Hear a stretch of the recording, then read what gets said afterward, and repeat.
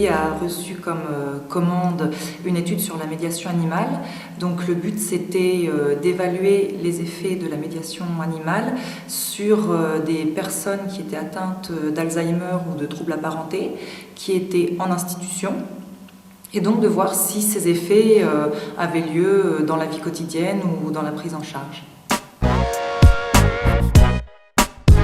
On a créé un groupe de travail autour de la thématique, donc qui a réuni différents experts, des chercheurs, maîtres de conférences en philosophie, en psychologie, en sociologie, en gérontologie aussi, une professeure de démographie, et puis également une psychologue en fait, d'un établissement pour personnes âgées dépendantes.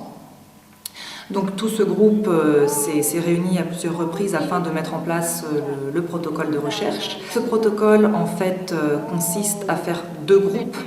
Un groupe qui va suivre 5 séances de médiation animale et ce qu'on appelle un groupe témoin pour pouvoir comparer et qui là en l'occurrence suivait un atelier cuisine sur exactement les mêmes modalités que les séances de médiation animale, donc même temps, même moment dans la journée. On a fait des observations avant, pendant et après les séances, donc de médiation et de cuisine. On s'est également basé sur des entretiens qu'on a menés auprès des personnes qui étaient capables de répondre aux questions. Donc on a fait un premier entretien avant le tout début des séances et un deuxième entretien après la toute dernière séance. On a pris en compte également le score NPI, donc de l'inventaire neuropsychiatrique de chaque personne. L'inventaire neuropsychiatrique, c'est une échelle d'évaluation en fait, des troubles du comportement. Donc on s'est basé sur ces scores-là avant et après également les séances. Et enfin, on a fait des groupes de travail, en fait, enfin des groupes de discussion avec les professionnels qui travaillaient dans l'unité protégée où a eu lieu l'étude et les familles des participants. Donc pendant les séances, on a une communication qui est facilitée entre les personnes, que ce soit en médiation animale ou en cuisine, dû au fait qu'on a travaillé en très petits groupes. Donc ça a été vraiment très positif. En médiation animale notamment, une diminution des comportements, des angoisses en fait, quand elles étaient ciblées, spécifiques. Par exemple des dames qui étaient très inquiètes parce que l'une son gendre et l'autre sa fille étaient hospitalisées à ce moment-là et ont été vraiment calmées grâce à la séance de médiation animale et cet apaisement en fait a duré au-delà de la séance.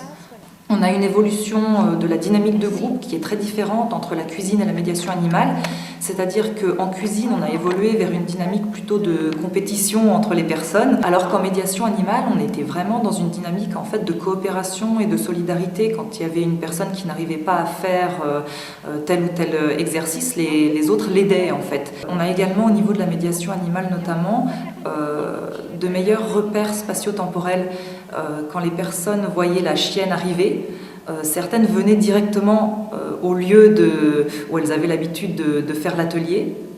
Donc ça veut dire déjà qu'elles se souvenaient du lieu, de l'atelier et qu'elles-mêmes avaient participé déjà à l'atelier, même si après elles n'avaient plus forcément conscience de ce qu'elles y avaient fait. Donc, quand on leur posait la question si elles se souvenaient des exercices, elles disaient non. Par contre, la mémoire gestuelle était là, c'est-à-dire qu'elles réalisaient les exercices de plus en plus vite, même si elles ne se souvenaient pas les avoir réalisés. Qu'on a vu pendant le deuxième entretien, donc qui s'est déroulé quand même 15 jours après la dernière séance. 15 jours, c'est très très long pour des personnes qui ont des troubles cognitifs. Donc c'est que, en l'absence du chien, quand on leur posait la question, les personnes se souvenaient avoir participé aux ateliers. Donc voilà, le souvenir restait là, il fallait simplement le réenclencher en fait. Alors les suites de l'étude, ça va être d'abord l'apparition d'un article dans la revue Soins Gérontologie, donc un article qui va s'appeler « Évaluation de l'effet thérapeutique de la médiation animale dans la maladie d'Alzheimer ».